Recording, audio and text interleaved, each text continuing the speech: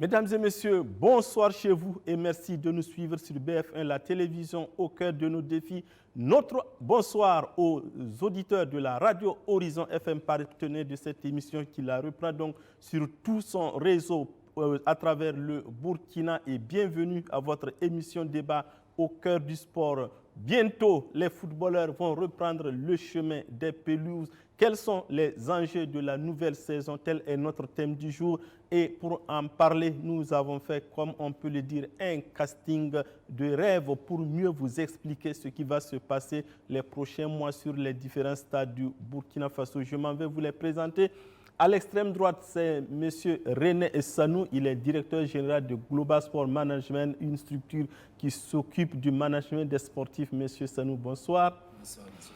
En face de M. Sanou, c'est le vice-champion du Burkina, puisque c'est Bourema Maïga, directeur sportif de Saliteas Maïga. Bonsoir. À côté de M. René Sanou, M. Ibrahim Diallo. Non. Ibrahim Diallo, lui, je ne peux pas dire monsieur. C'est Ibrahim Diallo. Et vous savez pourquoi Ibrahim Diallo, notre confrère de la RTB Radio. Ibrahim, bonsoir. Madi, bonsoir. En tout cas, l'émission commence bien. En face de Ibrahim Diallo, Salifou Djigma, donc de Horizon FM, la radio partenaire de cette émission. Salifou, bonsoir. Bonsoir, monsieur Zongo. Bonsoir à tous. Ah ben ouais, ton monsieur est attentatoire. Alors, vous voyez, comme Diallo et Salif l'ont dit, ça commence dans la bonne humeur. Alors, la première question, je vais la poser à Mia Yiga, puisque lui, il est directement en contact avec les joueurs. Il manage donc Salitas. Maïga, comment Salitas prépare la nouvelle saison? Oui, Salitas se prépare très bien. En tout cas, on a commencé depuis le 24 passé. Actuellement, on a joué 7 matchs. Voilà, je pense que ça commence très bien. Voilà, donc les 3 derniers matchs, ça n'a pas été parce qu'on a mis l'accent sur le plan offensif pour voir comment nos attaquants vont réagir, créer des occasions et trucs. Après, maintenant, l'entraîneur va mettre l'accent sur le plan défensif. Après, maintenant, on sera complet. Vous avez un nouvel entraîneur? On a un nouvel entraîneur, Bagay. Mamadi Bagay. Voilà, Mamadi Bagay. L'ancien du Racing. D'accord. L'effectif a bougé? Vous avez beaucoup recruté? On a beaucoup recruté. On a recruté, quand même, on a beaucoup de départs, donc on a recruté pour remplacer les places valablement, voilà, pour pouvoir défendre la couleur nationale de la campagne africaine et le championnat aussi. D'accord. Donc l'émission a été arrêtée le 31 juillet, comme Maïka l'a dit, bientôt ils seront en campagne africaine. Alors, monsieur René Sanou, vous managez une structure de sport, donc vous êtes un observateur averti. Quand on est un club, comment on prépare une nouvelle saison? Je vous remercie pour cette question. Quand on a un club, on prépare cette nouvelle saison avec un objectif d'abord, je dirais, bien établi. Les objectifs qui doivent s'établir sont des objectifs tant techniques, humains qu'administratifs. Et donc à ce niveau, je crois qu'il faut avoir, en plus de l'objectif, mettre en place un plan d'action. Un plan qui vous permettra effectivement d'amorcer la nouvelle saison. Et je crois que c'est ce travail que les clubs doivent nécessairement mettre en place afin d'amorcer une nouvelle saison. Alors Djigma, vous, en observant, je sais que vous passez souvent sur les terrains, vous écoutez les matchs amicaux, à Ouagadougou, il y a eu la Coupe de la Ligue. Est-ce que vous pensez que les clubs s'apprêtent à bien rentrer pour nous offrir un championnat comme on l'a vu l'année dernière qui s'est dénoué la dernière journée? Oui, écoutez, pour l'une des rares fois, j'ai vu quand même que les clubs, la saison écoulée qui traînaient les pas, essaient donc d'être au même niveau que les autres. Je vais parler de l'EFO et de l'ASFA. La saison écoulée avait des soucis au niveau donc de la préparation. Et même pour la première journée, on sait ce qui s'est passé. Par exemple, au niveau de l'EFO, où il y avait 12 ou 13 joueurs qui étaient aptes. On a dû négocier fort pour pouvoir avoir un banc de touche. Donc, pour cette nouvelle saison, j'ai regardé un peu partout. Bon, tout le monde semble être à l'heure pour le train. J'espère que ça va donner.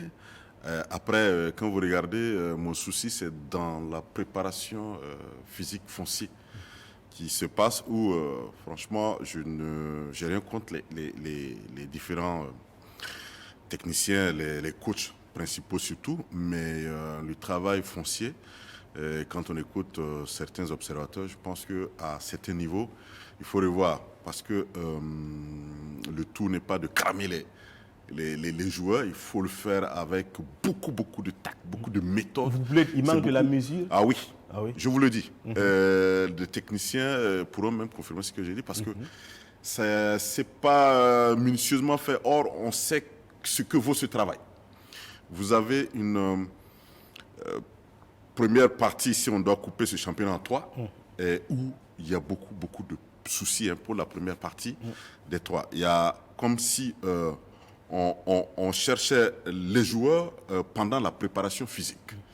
C'est-à-dire qu'on continue de tester des joueurs sans trop le dire, parce que ça aussi, ça va montrer un peu des lacunes. Donc, on est dans une phase où on ne maîtrise pas réellement les objectifs, préparation physique ou test, ou je ne sais pas quoi. Il y en a même qui n'ont encore fini de former les staffs et autres. Je sais combien vaut le préparateur physique dans un club. C'est à ce niveau-là, j'ai quelques soucis. Alors, Ibrahim Diallo, si on prend les staffs techniques, ça a beaucoup bougé, pratiquement tous les clubs ont changé. Bon, ça sera fastidieux de les dire. Pratiquement, je crois que sur les 16, ceux qui ont gardé leur entraîneur, ils ne doivent pas dépasser 2 ou 3. Je sais que l'AS Douane, Yaya Kone est resté. Alors, comment peut s'expliquer tous ces mouvements? Est-ce que c'est dans un souci de se relancer et de faire un bond en avant, ou bien c'est comme on le dit, c'est toujours le Burkina, on change sans trop savoir, excusez-moi du terme, là où on va.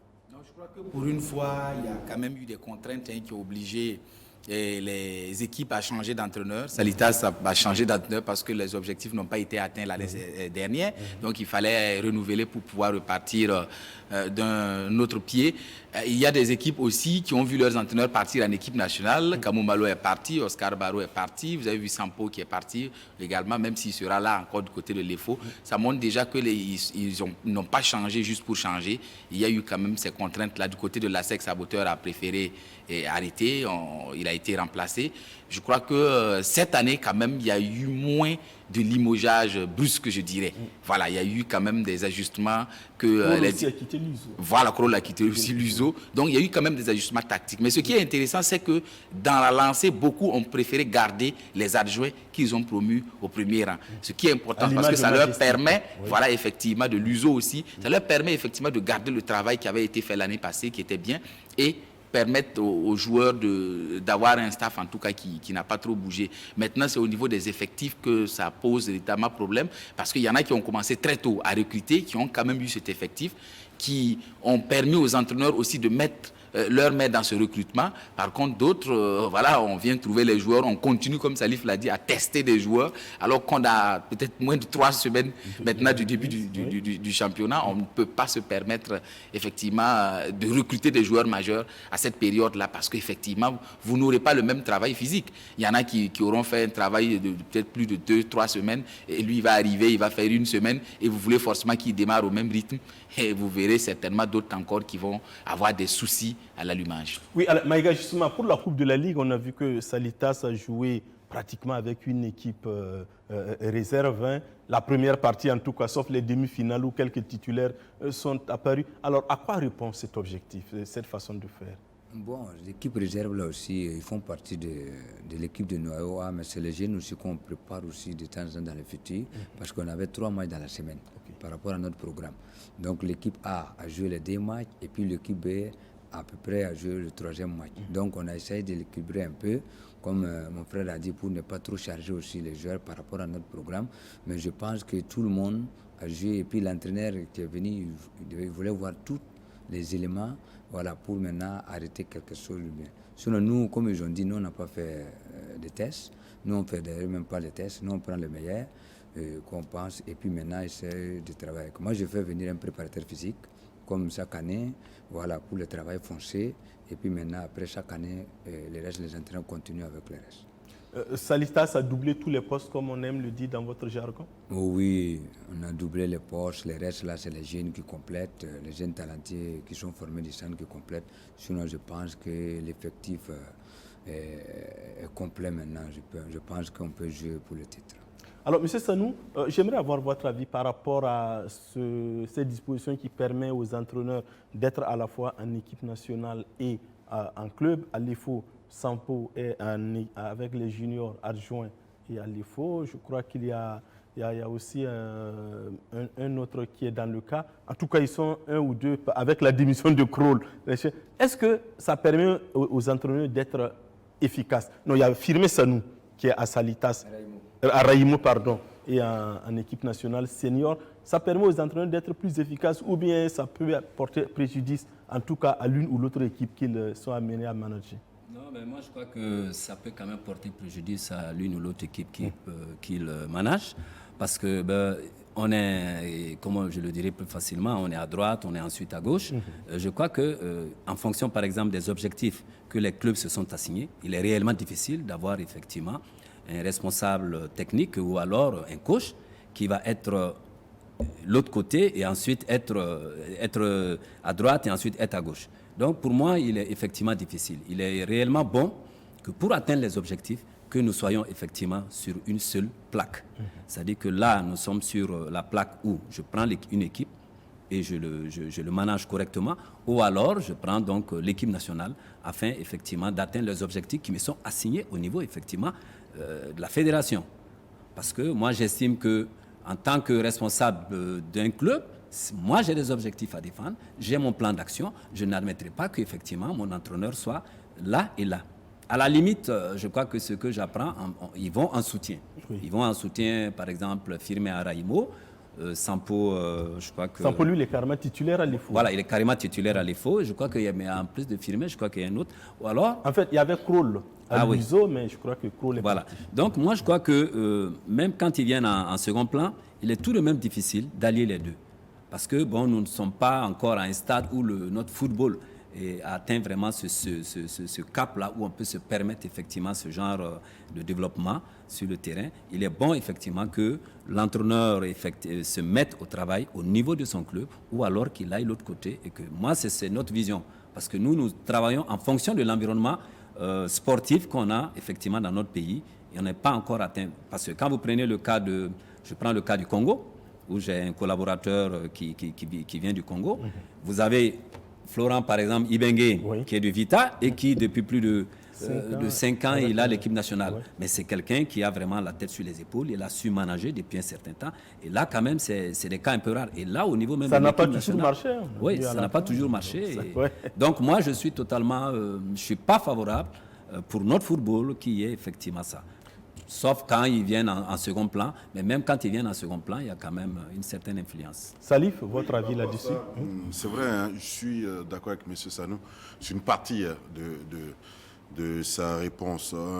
Vous savez, il faut quand même regarder le calendrier de nos équipes nationales.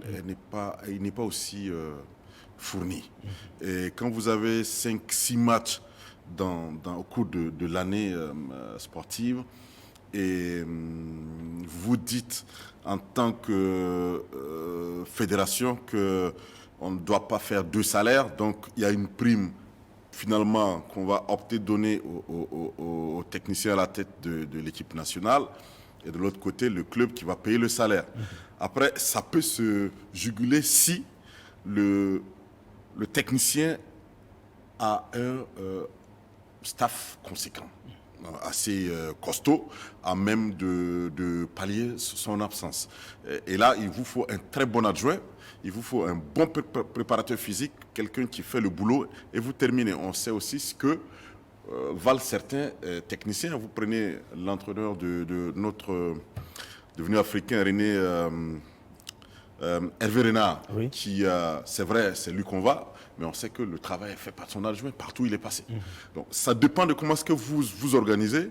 Après, je pense que ça répond aussi à une préoccupation par rapport donc, à ce que la fédération a fait sortir il y a quelques mois pour permettre, parce que ça a été aussi, il faut le rappeler, un dossier que les techniciens ont défendu. Ils ont défendu ça, bec et ongle, ils y tiennent fermement. Il n'y a pas de raison qu'on soit une équipe nationale qu'on ne puisse pas entraîner un club. Et ça, je pense que c'est ça qui avait, dans un premier temps, permis à la fédération de lâcher en griffe et Krol pour qu'il aille voir du côté de l'USO. Après, s'ils ont régularisé, tant mieux. Mais c'est vrai qu'on a un football qui n'est pas assez... qui n'a pas un niveau à même d'être partout. Mais bon, peut-être qu'on est en train d'expérimenter, mais je pense que moi, franchement, l'argumentaire, c'est le calendrier. qui permet, à mon sens, de me dire que ça ne peut pas créer autant de problèmes si on a une sortie sur 2 mois. Bon, ça peut se faire. Oui. Diallo, malgré les explications que Salif a données, on a vu qu'ils n'ont pas beaucoup profité. Je sais que Oscar Barrow a désisté à l'ASFA. Bon, Kroll est parti. Finalement, il n'y a que Sampo et Firmin Sanou. Alors, est-ce que...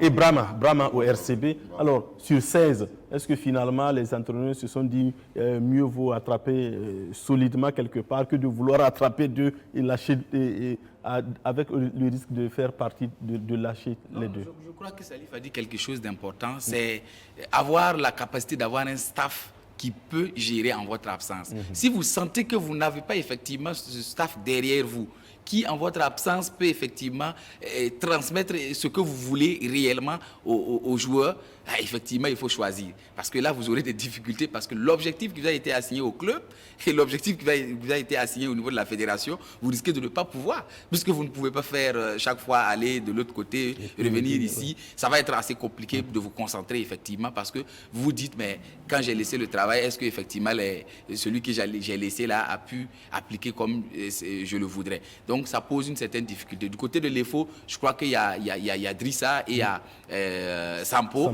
C'est tous des entraîneurs titulaires qui étaient titulaires l'année dernière. Donc je me dis qu'en l'absence de Sampo, Drissa peut effectivement gérer l'équipe là comme s'il était le titulaire, parce que c'est un potentiel titulaire. Et s'il y a cette entente là, effectivement, partir juste pour un match ou 2 dans l'année, ça peut effectivement permettre à Sampo de venir reprendre la main s'il le veut, comme il le veut, pour pouvoir continuer. Maintenant, c'est un couteau à double tranchant, ça le reste, parce qu'il faut le manier avec beaucoup de tact. Il faut effectivement mesurer très bien les enjeux avant de pouvoir faire ce choix d'être sur 2 tableaux. Vous avez vu que Oscar l'a préféré effectivement désister à la fin, parce qu'il sait que ça va être très difficile et les critiques vont rapidement fuser, parce que là-bas, c'est pas, on ne vient pas pour jouer le maintien, on vient rapidement pour jouer le titre. Donc, et pour jouer le titre, je pense qu'ils vont lui dire, mais écoute, à un moment donné, il faut que tu sois là. Et pour moi, il a fait en tout cas le bon choix de se maintenir comme ça pour pouvoir se concentrer sur une seule équipe. Maïga, vous aurez accepté laisser partir Bagué entraîner en équipe nationale tout en... Non, jamais. Ah bon, hein? Pour moi, j'ai eu l'expérience avec Duarte quand il était au Mans, et avec l'équipe nationale en même temps. Donc j'ai vu quand il arrivait du Mans, il parlait que du côté de la France. Il ne parlait pas, il dit « Oh, mon gardien, mon défenseur qui a fait le bout. » Bon, il ne parlait plus, il ne pensait plus à l'équipe nationale. Et on a commencé à avoir des problèmes à ce moment-là. Donc je pense qu'un entraîneur national doit se concentrer sur son équipe. Quel que soit le peu de temps qui est là, il doit se concentrer, il doit avoir de temps en temps pour préparer aussi son équipe dans les temps, là où il y a des pauses, il y a des trucs, tout ça là avec son équipe. Mais si vraiment il doit faire les dés, je pense que ça crée des problèmes. Un entraîneur titulaire, c'est pas comme le cas de Sampo, ça peut jamais être la même chose. Si Brahma part dans un tournant, que c'est l'adjoint qui va prendre l'équipe là, les joueurs ne sont pas concentrés de la même manière. C'est impossible. Adjoint est adjoint. Même si Sampo est titulaire, Dri est adjoint, ça ne peut pas être la même chose si l'entraîneur titulaire est là, pour vraiment défendre la couleur de l'équipe que l'entraîneur adjoint. Mais ça veut dire que les joueurs, ils vont craindre plus l'entraîneur titulaire que son adjoint? C'est clair. Okay. Ça, c'est clair. Ça ne peut pas changer dans le football. Ça, c'est impossible. C'est comme ce qu'ils ont dit, c'est les entraîneurs adjoints qui font tout. Tout le monde connaît. Mais quand l'entraîneur est là, il y a une autre pression. Partout, quand tu vois Mourinho, il fait presque rien. C'est son adjoint qui fait tout en place. Mourinho, c'est sa présence qui compte. C'est ça qui met la pression sur l'équipe. Oscar Barrow, c'est pareil. Si aujourd'hui, Oscar prenait zone noire, il n'est pas là, c'est pas la même chose avec l'adjoint. Aujourd'hui, Sampo va partir dans le tournant avec les espoirs au Maroc.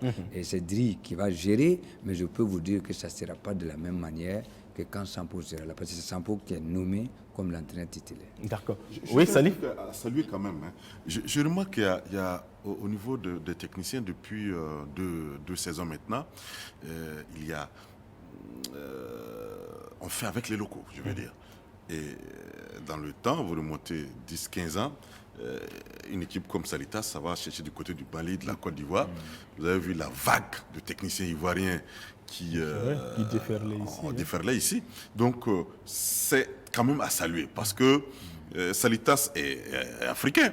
Vous avez Raimo également, oui. avec des entraîneurs qui font pratiquement le baptême de feu à ce niveau-là. Je ne sais pas, Bagué peut-être avec Malo à un moment donné par rapport à l'équipe nationale, mais je pense qu'en club c'est différent. Il était avec Saboteur aussi, oui. à un moment donné. Oui. Donc Il était avec Oscar. Avec Oscar également. Bon, en club c'est différent, mais ça va être très bien d'aller voir un peu ce que ça vaut et ça fait beaucoup d'expérience. De toute façon, je dis une chose, on ne peut pas acquérir de l'expérience sans y aller une fois, 2 fois, 3 fois. Et c'est parce qu'on cumule les performances qu'à la fin, vous avez l'expérience. Et ça, quand même, c'est à saluer parce qu'en dehors de l'entraîneur de l'AS Douane, je pense que... Il n'y a pas d'étranger. Il n'y a pas d'étranger. Même si je n'aime pas trop le mot. Oui, monsieur Sanou, justement, pour rester dans la même veine que Salif, comment vous, en tant que manager, vous expliquez que les clubs se retournent vers les techniciens nationaux, au contraire d'avant où la mode était d'avoir un Ghanéen, un Ivoirien à la tête pour montrer qu'on est un grand club?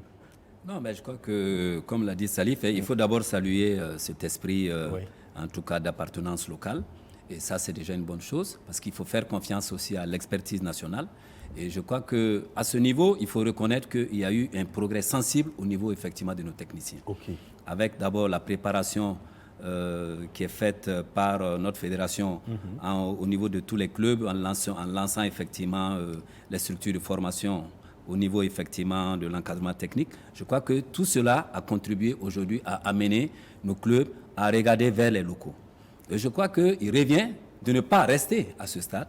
Il revient effectivement de voir comment il faut aussi aménager pour que ces locaux-là puissent bénéficier d'un certain nombre de stages de formation, même si c'est de 2 semaines, de 3 semaines.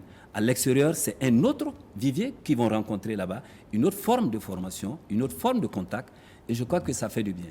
Au-delà donc des locaux que nous avions, nous saluons effectivement cette expertise. Mais nous disons qu'au niveau des clubs, qu'il y ait aussi vraiment ce bémol-là qui vienne effectivement les amener à voir un peu à l'extérieur comment on peut préparer les entraîneurs, comment on peut les former. Parce que le vécu extérieur apporte beaucoup de bien, parce qu'on va apprendre, on revient, on essaie effectivement de l'appliquer. Ce n'est pas chaque fois qu'il faut l'appliquer à la lettre, mais quand même c'est quelque chose. Donc nous saluons au niveau en tout cas de global toutes ces initiatives qui amènent effectivement à utiliser l'expertise nationale au profit effectivement de nos acteurs sportifs.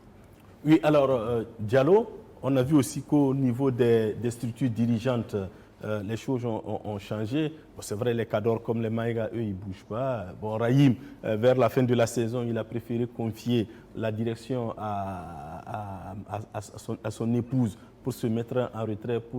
Mais on a vu qu'il y a eu aussi des staffs qui ont changé. À Koudougou, Nyenye est devenu président, je sais qu'Abobo. Alors, est-ce que le changement, avec l'arrivée aussi de nouvelles équipes comme Zico qui revient avec Ozaf, Baro qui vient avec Royal, est-ce que le changement des têtes pensantes, ou en tout cas les têtes pensantes là, peuvent amener davantage cette saison à être encore plus croustillant? Bien sûr, puisque c'est de nouvelles idées, c'est un apport financier nouveau, parce que celui qui arrive aussi va peut-être certainement investir davantage que le précédent qui était essoufflé, parce que vous savez que les économies de nos clubs, ce n'est pas facile. Le nerf de la guerre fait toujours défaut. Ouais. C'est la principale difficulté même d'ailleurs pour beaucoup qui n'arrivent pas effectivement à garder les joueurs. Donc je me dis qu'un nouveau président qui vient, c'est certainement un nouveau projet, c'est une autre vision, et ça peut en tout cas donner quelque chose de bon, mais on attendra de voir, parce que le terrain va en tout cas commander la manœuvre, parce qu'il ne suffit pas effectivement d'injecter les moyens ou d'amener une nouvelle idée qui n'apporte pas en tout cas grand-chose à l'équipe. Mais je pense que l'un dans l'autre, ceux qui sont arrivés aussi ne sont pas des novices, c'est des gens qui s'y connaissent, soit ils étaient en 2e division, soit ils étaient un peu dans la face cachée pour travailler, donc ils s'y connaissent. Donc pour moi, ça ne va pas se jouer véritablement à ce niveau. Ce sera cette année, pour moi, il y a un semblant d'équilibre qui est en train de se mettre en place au niveau donc des équipes, même en termes d'entraîneurs. M. Sanou en a parlé tout à l'heure. On sent que le niveau, en tout cas, il est monté d'un cran chez tous les techniciens qui, à la faveur donc des différentes formations, ont acquis un peu plus de maîtrise dans la pratique. Les joueurs aussi, ils se sentent plus concernés parce que ce sont leurs entraîneurs qui se retrouvent au niveau des équipes nationales. Donc, ils savent que cette année, il va falloir véritablement se battre, tout donner pour pouvoir avoir en tout cas la confiance de ces techniciens qui auront un regard plus soutenu sur eux. Donc, je pense que, en tout cas, ce championnat-là, si les gens restent dans ce qu'ils ont dans la tête à cet instant-là, on pourrait en tout cas avoir un championnat nettement plus relevé que la saison dernière parce que le champion, il va avoir beaucoup de mal cette année pour décrocher ce titre-là et on peut s'attendre à avoir en tout cas un championnat très serré jusqu'à la fin. Alors Maïga, ce n'est pas vous qui jouez, même si c'est vous qui les recrutez, ce sont les joueurs qui jouent, mais on a vu que les effectifs ont beaucoup bougé. Vous, à Salitas, vous en avez vendu à l'extérieur, vous avez recruté, on a vu votre équipe par rapport au match de la Coupe de la Ligue, ça a beaucoup changé et je sais que c'est pratiquement la même chose dans toutes les écuries.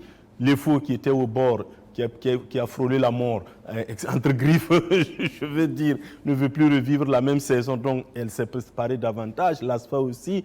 Alors, est-ce que ça peut présager, comme Diallo l'a dit, d'un championnat relevé?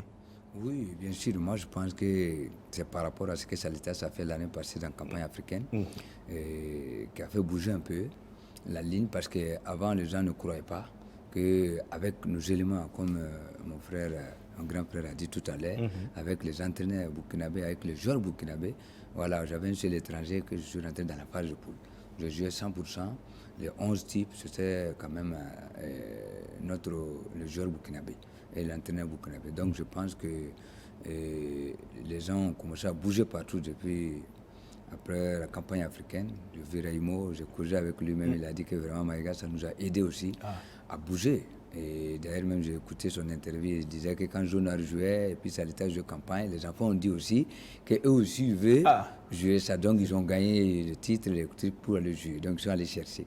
Donc je peux dire tout ça, ça a contribué à beaucoup. Donc nous continuons à soutenir des équipes. Aujourd'hui, moi j'ai regardé les championnats ivoiriens, les championnats guinéens, je tourne un peu partout.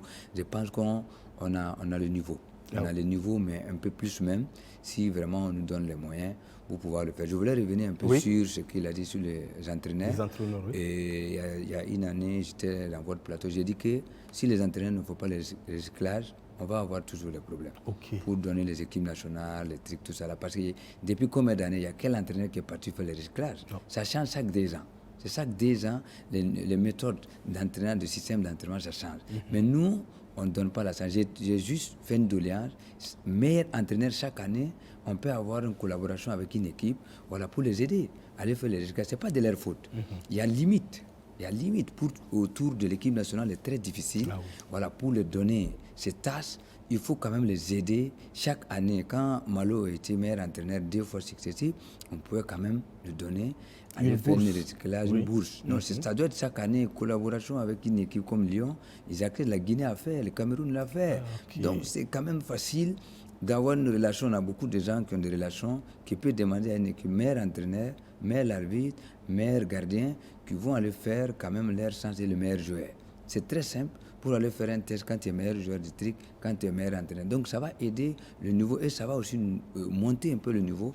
Et les entraîneurs aussi vont se battre. Si tu dois aller faire 1 mois ou 1 mois et demi de la préparation à Lyon ou à Marseille ou à une autre équipe, je pense que ça peut aussi aider le championnat. Donc sur le côté de direction technique, je les félicite parce qu'ils font beaucoup de boulot pour faire progresser les entraîneurs.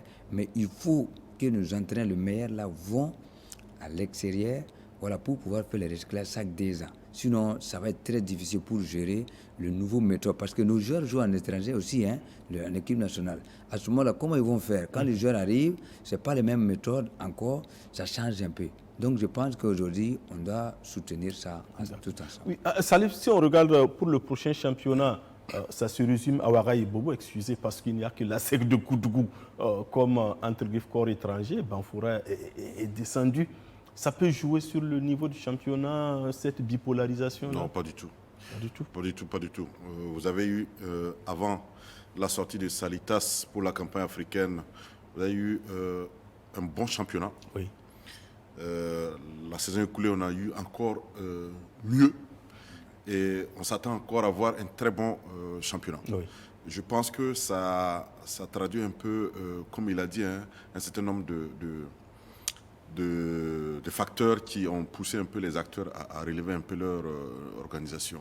D'une part, il y a ce parcours remarquable qui fait école jusqu'à présent de Salitas au niveau de la campagne africaine. Oui. Et déjà, le fait de rentrer en poule était quelque chose de grand. On sait comment ça a été. Vous avez vu comment les gens ont fêté ça ici.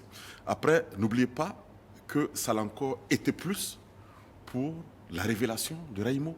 Oui. Raimo qui sort de nulle part, qui arrive, qui a été pratiquement au niveau des starting blocks le seul club qui est resté et puis qui a accéléré et qui a fait la différence, qui fait un doublé et qui montre également qu'avec une modeste organisation on peut parvenir à de bons résultats. Et surtout, moi ce qui m'a touché, c'est la jeunesse de l'équipe.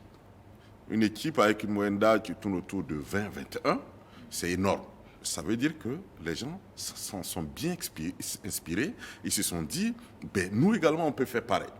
Et regardez les fous aujourd'hui. La dernière fois, je suis parti, je suis étonné de voir que c'est un véritable razzia et que c'est de nouveaux joueurs, de tout nouveaux joueurs et très jeunes. Aujourd'hui, on sait ce que valent les gradins à l'EFO et à l'ASFA. Il y a 5, 6, 7 ans, vous faites ça à l'EFO, vous êtes président, vous ne rentrez plus dedans. Voilà, tel joueur qui n'a pas encore fini de téter là, il ne peut pas venir jouer ici, ainsi de suite. Donc, vous voyez que les mentalités sont en train de changer. Voilà. Et ça à mettre à l'actif de l'avènement un peu de certains clubs comme Salitas, Raima un peu. C'est pas le manque d'argent aussi? Non, je ne pense pas trop. Je pense pas. Mais là, la géographie, il faut quand même, il faut pas oublier qu'on tire ici le diable par la queue. C'est compliqué au niveau des finances. Voilà. Absolument. Donc, vous avez vu comment et Banfora, qui a passé pratiquement 10 ans, sinon plus, 10 saisons. Hein. Plus de 20. Ah bon, une vingtaine d'années. Depuis USM Banfora, c'est la première fois que Banfora descend. Mais depuis USM Banfora. A quitté simplement D1 parce qu'à un moment donné, ça commençait à devenir compliqué au niveau des finances. Donc, vous demandez à un club de l'intérieur de trouver des primes et de motiver les joueurs, ça va être dur. Bon, voilà, et Bobo, c'est pas encore non plus facile. Hein. Donc, ça, je pense qu'il ne faut pas forcer et puis aller mettre un club gérien contre nos amis de Fada, mais vous mettez Nalambou qui...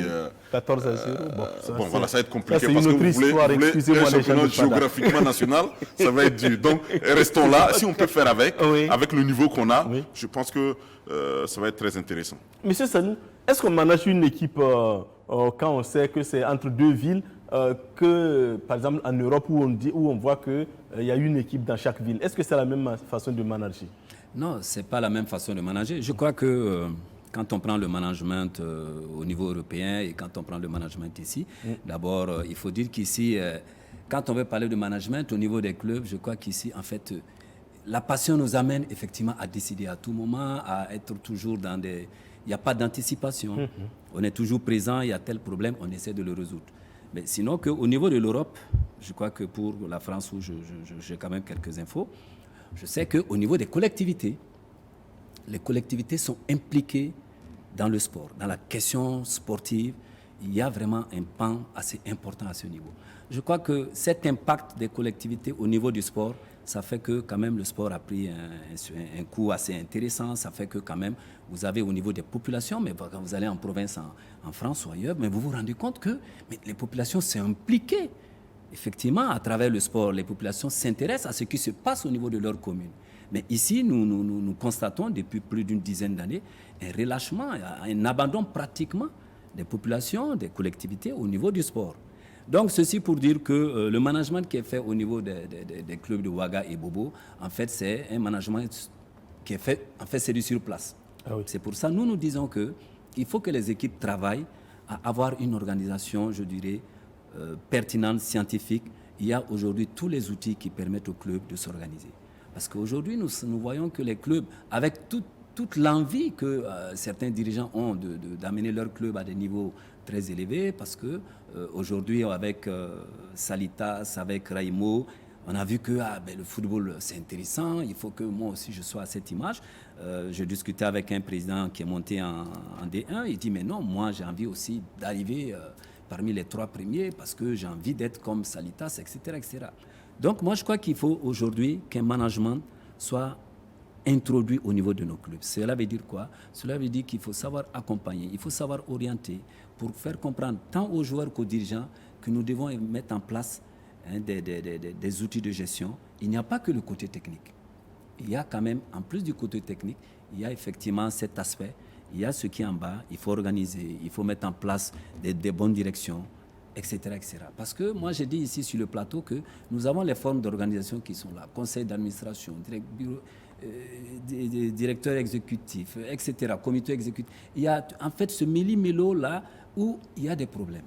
Il faut vraiment s'asseoir et revoir comment on va organiser, quels sont nos objectifs, quel est le plan d'action qu'on veut pour nos clubs.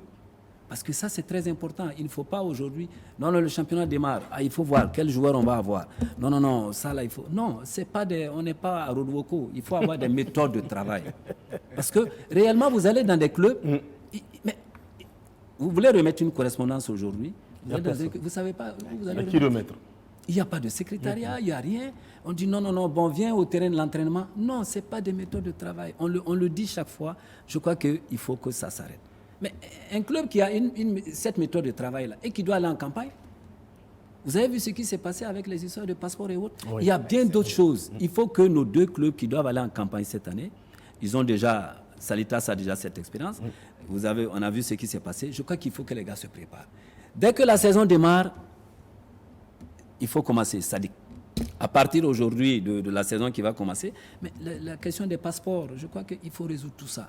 Donc nous disons qu'il y a un travail à faire et nous sommes disposés, je le dis à travers votre micro, à apporter notre contribution. Parce que nous sommes... En fait, c'est un peu attristant de voir comment les équipes évoluent. Nous avons fait un peu le tour de certains clubs. On est là, incognito, dans notre coin, on regarde. Mais c'est dommage. C'est les mêmes méthodes de travail. Mais ça ne fait pas évoluer. Et là, c'est quand même dommage. En D2, n'en parlons pas. En D2, mais les gens... Non, en D2, ça dit... Réellement, quand on veut parler du professionnalisme, ça dit quand vous y arrivez, c'est désolant. Il faut qu'on travaille. Donc, il y a le ministère qui doit jouer sa partition, il y a la fédération qui doit jouer sa partition, il y a effectivement les clubs eux-mêmes qui doivent s'arranger pour s'organiser. C'est pour ça que nous, à un certain moment, nous leur avons dit, organisez-vous en tant que club, trouvez une structure, pas informelle, formelle, qui vous permet de débattre de vos problèmes. Et moi, j'ai constaté, pendant effectivement cette trêve, il n'y a pas eu de formation formelle, sauf la formation que la Fédé a faite tout dernièrement, au profit des clubs de Bobo et ensuite des ligues là. Et puis, non. Alors que si vous avez une union, vous avez votre plan, le bureau, vous faites un plan. À cette trêve-là, on forme les dirigeants des clubs, on forme les joueurs. Mais les joueurs même, ils viennent comme ça, ils ne savent pas ce qui se passe. Mais vous avez des chartes qu'il faut mettre à la disposition, tant des dirigeants que des joueurs. Parce que le joueur, dès qu'il signe une licence, mais attends, c'est le respect du club. Il ne faut pas faire du n'importe quoi dans un club. Donc voilà un peu ce que nous disons qu'il faut qu'au niveau du managérial, il faut que l'on travaille à ramener nos équipes dans un esprit vraiment scientifique, dans un esprit d'organisation. Il faut qu'on va aller petit à petit, on va y arriver. Mais si on refuse de s'organiser, bien sûr que quelque part on dira toujours c'est la fédération. Mais moi je dis non, quand on crée le club, mais on ne va pas d'abord voir la fédération quand on crée le club. Donc il y a un travail à faire au niveau donc des dirigeants afin d'amener les clubs à être vraiment à la hauteur. Oui, et Diallo, est-ce que ce n'est pas dû au fait aussi que les gens se focalisent plus sur le résultat immédiat? Naturellement, ceux qui ont frôlé la relégation, le premier objectif, ce n'est de ne pas vivre ça. Les autres, il y en a, quand tu les écoutes après les matchs, bon, notre objectif c'est le maintien, même s'ils sont 3e ou 4e. Bon, est-ce que ce n'est pas ça aussi? On n'est pas minimaliste en se disant que soit on n'a pas les moyens, soit on met en tout cas des arguments qui ne semblent toujours pas tenir la route. Mais écoute, Madi, il y a du tout. Mais tu le constates d'un club à l'autre. Quand tu prends du côté de l'EFO, on est tout le temps focalisé sur le résultat. Même chose à l'Asfa Yenenga. Et ce qui a fait que ces équipes-là ont oublié ce que c'est que la formation. On ne prépare pas une génération. Ça veut dire que le joueur est là. Dès qu'il n'est pas bon, on le chasse et puis on amène un autre juste par remplacement sans pour autant tenir compte de ce qu'il peut apporter dans le collectif. Alors que si on avait mis l'accent sur la formation, si toutes ces équipes-là aujourd'hui avaient des équipes juniors, des équipes cadettes qui sont sont capables de les alimenter au fil du temps. Aujourd'hui, les FO ne se retrouveraient pas à chercher de tout jeunes pour amener, pour commencer dans l'élite. Ils auraient eu quand même déjà à se frotter, même s'il n'y a pas de la compétition. Mais le fait même d'avoir l'équipe permet déjà à ces garçons-là de se connaître. Et lorsqu'ils arrivent en équipe A, c'est un peu plus facile. L'USO a beaucoup fonctionné sur ça et vous avez vu que ça a marché. Oui. Dès qu'il y a eu la rupture, ils ont frôlé la relégation. Voilà, ils sont en train de revenir encore sur ça pour se dire, vu que les moyens ne suivent pas tellement, il faut effectivement trouver cette astuce-là de former moins cher et puis d'avoir en tout cas des joueurs qui peuvent monter à A et puis se faire également un nom et progresser.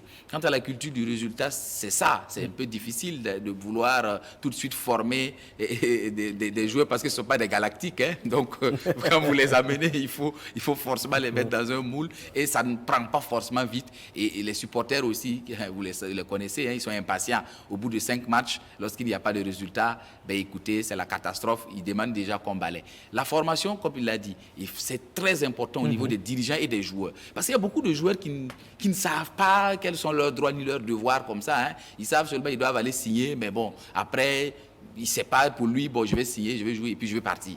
Parce que je vais quitter le pays. Non, il faut mettre dans sa tête qu'il y a un processus avant de quitter, avant de pouvoir signer, avant de faire ça, il faut se garantir de certaines choses pour ne pas effectivement se perdre à un certain moment. Et aujourd'hui, effectivement, si vous avez vu que Salitas et Raïmon ont réussi, il faut mettre cela à l'actif de leur organisation d'abord.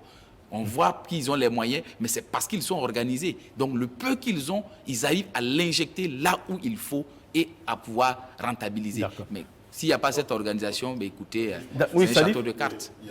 L'une des causes du relâchement de certaines équipes, quand vous les voyez à un niveau puis ça retombe, c'est un peu l'absence de la mise à jour des fiches, ce que j'appellerais fiches techniques des joueurs. Vous ne pouvez pas être technicien. Un entraîneur qui arrive, je m'appelle Bagué, j'arrive à Salitas, on me donne des joueurs, je mets tout ce que j'ai comme plan de jeu. Ok, d'accord. Mais le travail préalable, c'est de voir quels sont les joueurs dont je dispose qui peuvent me permettre d'aller jusqu'à 3 saisons. Si vous avez le noyau de l'équipe de Salitas, dont le contrat arrive à échéance la saison prochaine, il y a un problème. Parce que ça veut dire que tu es obligé de recommencer si d'aventure tu es là. Voici pour commencer. Et ça veut dire également que ce technicien qui se rend compte au milieu de la saison, qui risque de perdre la moitié de son équipe, il est obligé de chercher un peu partout et pour reconstituer une équipe et aller au charbon, ça va prendre encore du temps. Donc, je pense que ça doit être un travail qui doit être fait en collaboration directe avec les différents responsables, les directeurs sportifs. Il doit être capable aujourd'hui de dire, bon, moi j'ai des joueurs qui tirent sur deux saisons. Et le problème, Diallo l'a effleuré tout à l'heure, c'est-à-dire que le joueur est ici, et puis basta, c'est fini. Il lui veut aller en Europe. Donc, quand il signe pour 2 ans à Salitas, sachez qu'à la 3e saison, vous n'allez pas le voir. Parce qu'il n'y a aucune politique qui est développée pour l'amener à prolonger son contrat. Je ne sais pas si une fois ça s'est passé. Moi, ma petite expérience de journaliste, je n'ai jamais vu. C'est vrai qu'on voit des joueurs qui font 4-5 saisons, mais je n'ai jamais entendu qu'un joueur a prolongé son contrat. Je n'ai jamais entendu parler de ça. Alors, ne me dites pas que les règles sont ici une et ailleurs autre. Non. Si le carton jaune, vous le cumulez sur le terrain de Lyon, ben ici, le même cumul vous donne un rouge. C'est pareil. Donc, on ne peut pas faire autrement ici, alors qu'ailleurs, c'est les mêmes. Je ne sais pas pourquoi il n'y a pas de... On ne prolonge pas. Or, les objectifs... Mais Maïga peut bien répondre à cette question. Oui, Maïga, oui. C'est ça, c'est l'efficacité quand même des dirigeants. Il faut anticiper. Voilà, moi je ne vois pas un de mes joueurs que son contrat reste 3-4 mois. Et par exemple, Barreau, par exemple, son contrat, et puis Herman, il est fini. J'ai tout fait pour renouveler quand on a fini notre match contre Fax. Voilà, pour ajouter encore 1 an de plus. Donc ils ont 2 ans voilà, avec moi. Donc il faut anticiper parce que c'est des joueurs de valeur que tu ne peux pas avoir ça sur place immédiatement. et pour aller en campagne. Avec des propositions avec des intéressantes. propositions. Ça, c'est normal. Ça, c'est rivalisation de leur contrat et tout ça, c'est normal. Si tu veux qu'il reste, il faut quand même lui proposer quelque chose encore de mieux que même cette année. Et je voulais revenir sur un peu ce que M. Sanou a dit, parce que M. Sanou, ce qu'il a dit, c'est très important. D'ailleurs, il fait avec moi. Ok. Voilà, je profite de le dire. Il me conseille beaucoup, il vient sur les plans initiatifs. Voilà, il y a des choses, moi je le dis vraiment qu'il faut qu'il nous propose des choses qui peuvent toujours nous faire améliorer. Et voilà, donc je profite, peut-être il ne veut pas dire lui-même souvent. Et je pense qu'il y a son collègue aussi qui fait un peu avec Raimo. Et donc je pense que c'est ça aussi, ça fait. Tu ne peux pas tout faire tout seul.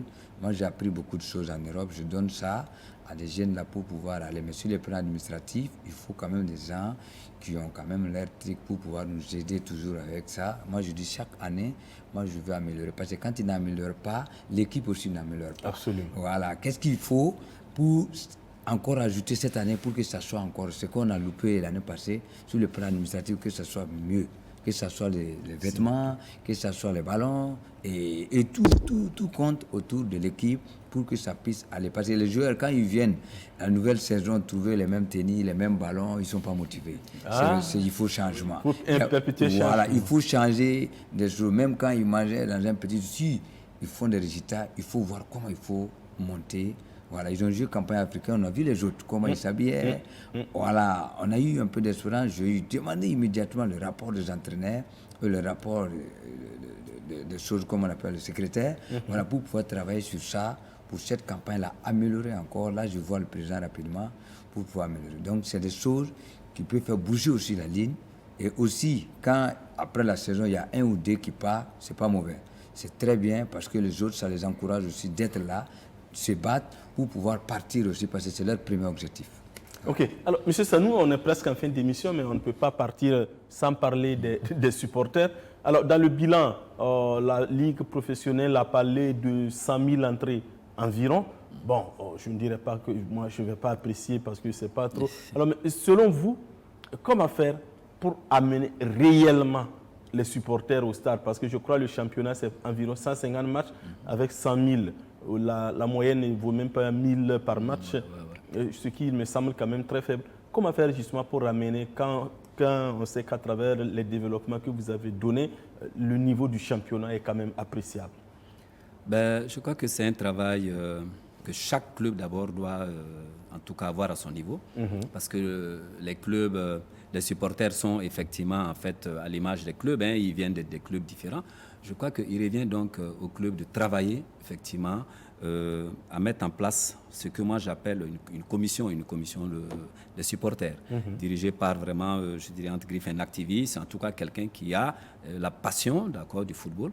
Mais il faut dans tout cela s'organiser à ce que le football, qui il y a une vingtaine ou trentaine d'années se retrouvait d'abord dans les secteurs, il faut travailler à ce qu'au niveau des secteurs, il y ait effectivement le club des supporters de l'EFO dans tel secteur, le club des supporters de Salitas dans tel secteur. Il faut que le travail soit fait à cette commission, revoir au niveau, donc je prends le cas de Ouagadougou, comment on peut trouver dans chaque secteur des clubs de supporters X clubs, supporters de temps, et travailler à ce que l'équipe X s'identifie effectivement à ces supporters qui sont dans les quartiers là. Parce que aujourd'hui, quand on parle d'équipe nationale, le stade est plein. Mais c'est quoi? C'est les mêmes populations qui se retrouvent derrière l'équipe nationale. Et l'Union nationale des supporters des étalons, quand la campagne est finie, l'Union nationale n'est rien. Mais il faut faire un travail d'approche. Qu'est-ce que nous devons faire pour que nos clubs aussi connaissent la même motivation qu'ils ont quand, effectivement, les étalons doivent jouer? Ils nous diront peut-être qu'ils ne reviennent pas à l'Union nationale des supporters. Non. C'est aussi un des travaux. Ils doivent travailler à ça, à ce que les clubs aussi soient munis de supporters. Donc pour moi, il faut un travail organisationnel au niveau des clubs, à pouvoir mettre au niveau de nos différents secteurs, nos quartiers, des structures de clubs, des structures d'animation de supporters, parce qu'il y a effectivement qu'à ce niveau-là, on pêche beaucoup, parce qu'on ne sent plus le football comme avant. D'accord, ça ne va pas revenir tout de suite, mais avec déjà un élan de ce que l'on a vu cette année. Si on a le même élan ce qu'on a vu la saison passée, si on a le même élan cette année, il y aura encore des supporters qui vont venir. Et moi, je crois qu'il suffit au club de faire un travail d'approche et puis ça va aller. Alors, Diallo, le temps est presque fini, mais j'aimerais avoir quand même votre avis par rapport à nos deux Africains, Raimo et Salitas. Est-ce qu'on peut espérer vivre la grande joie que Salitas nous a donnée, c'est-à-dire entrer dans les phases de poule? Moi, en tout cas, c'était mes deux équipes rêvées. Je rêvais en tout cas de voir ces deux-là en campagne africaine, parce que pour moi, en termes d'organisation, en termes de valeur humaine, en termes de capacité, voilà deux équipes aujourd'hui qui ont montré sur les 2 dernières années-là qu'elles étaient capables de nous représenter en campagne africaine. Salitas l'a prouvé, il reste à Raimo effectivement de montrer aujourd'hui que ces enfants-là ont grandi et qu'on pourra encore rêver davantage. Salif? C'est tout le mal qu'on souhaite à nos deux représentants, au moins de franchir, enfin atteindre la phase des poules. Après, je pense que tout ce qui reste là viendra comme du bonus. Mais il faut quand même relever une chose, on l'a vu avec Salitas, c'est une histoire de scénario. Si vous arrivez à faire une très bonne entame, après, vous savez, la compétition, on s'aguerrit au fil du temps. Donc, c'est un peu ça. Et j'espère que les entames seront bonnes. Alors, Maïga, vous êtes là. L'objectif de Salitas cette année, sur le plan national? C'est d'être champion. D'être champion. On a loupé la dernière minute avec la campagne africaine, beaucoup de matchs, beaucoup de blessés, beaucoup de fatigue, il y a tout. Vous avez tiré les leçons? On a tiré beaucoup de leçons. Ouais. Maintenant, on a un effectif, je pense, qui peut jouer les 3 tableaux. Et je pense que cette année, c'est pour le champion, mais aussi campagne africaine. Voilà. Rentrer dans les phases de poule. C'est très, très important de continuer et puis grandir, surtout qu'on est classé parmi les meilleurs d'Afrique. Donc, on doit quand même garder le cap. Et pour représenter le pays, je pense que j'ai un effectif vraiment pour répondre à ça. Alors, M. Sanou, pour finir, vous voyez nos deux représentants rentrer dans les phases de poule? Oui, j'ai confiance à ces deux équipes. Avec la dynamique qu'ils nous ont affichée cette année, je leur souhaite bon vent et j'ai confiance en eux. Voilà, c'est sur ces mots d'espoir de M. Sanou, d'Ibrahim Diallo, Salifou Guigma et Maïga qu'on va se quitter. En tout cas, nous souhaitons que le championnat soit le plus beau possible, soit le plus disputeux possible. En tout cas, la saison dernière, on a pris beaucoup de plaisir parce que c'est à la dernière journée qu'on a désigné le champion. Il semble que Salif l'a dit, il y avait 2 trophées qui se baladaient à Ouagadougou entre le stade de Katoun et le municipal. Voilà, on veut le voir nous bousculer aussi. Bousculer. Ensuite, la campagne africaine. On a vécu une belle expérience avec Salitas qui est rentré dans les phases de poule. Donc, c'est tout le mal qu'on souhaite. Et c'est là qu'on va se quitter, chers téléspectateurs et auditeurs. Merci, M. Sanou. Merci Ibrahim Diallo, merci Salifou Guigma, merci Maïga. En tout cas, bonne saison sportive à toutes et à tous et rendez-vous sur le terrain pour disputer les matchs et revenir encore sur ce plateau et pour en discuter. Et vous savez que nos invités savent bien le faire. Merci à Dieudonné, à Moto et à toute l'équipe de réalisation. Au revoir et à la prochaine.